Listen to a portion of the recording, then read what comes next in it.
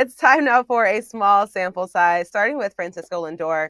Struggling from the left side of the plate to start the season, only 5 hits and 52 at-bats with 8 Ks. Trevor, you just did a breakdown of Julio Rodriguez's early season struggles on your podcast, and you played with Francisco Lindor for 2 years when he first got to New York. So what do you think is up with him? I think it's just there's a little bit of bad luck. What I look at when guys are really slumping, especially when there's no hits, is has anything changed in like the amount of swing and miss and the amount of like chasing outside of the zone, different than anything they've been doing up to this point in their career. And he doesn't have anything that's too glaring in those areas. Like he's not striking out at a crazy high rate or anything. He's still got tons of ABs, and he's still taking his at-bats and generally looks like he's maintaining his approach, but maybe pressing at times to get it going, because that happens. There's just like a little bit of that. So I just think that this is an example of things not really going his way as much as he would like.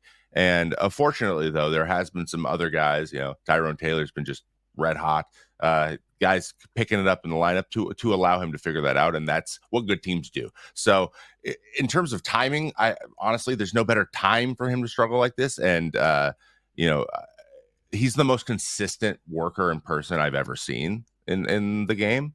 And so he is doing everything possible, and it's just going to be a matter of there's going to be a week here where he just explodes, and we're going to see it. Generally the stats shake out to Francisco Lindor. He's going to be back. He's going to be back, and fortunately other guys are picking him up. But when he comes back, it's going to be special to see. Yeah. Danny, do you think that the cheering, standing ovations, do you think that helped him? Does that kind of vibe with his personality?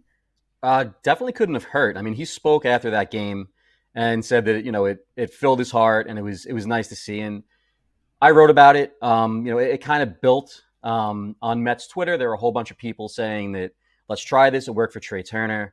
And I've always been someone who I see absolutely no reason to ever boo a guy unless it's for lack of effort or some kind of off the field transgression.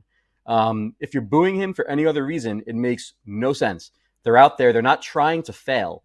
And especially Lindor, who's been a fantastic Met on the field, off the field. He was the 9th most valuable player in baseball last season via F-WAR, top 10 MVP. So yeah, I think it helped. I would like to see the fan base kind of act like that more often.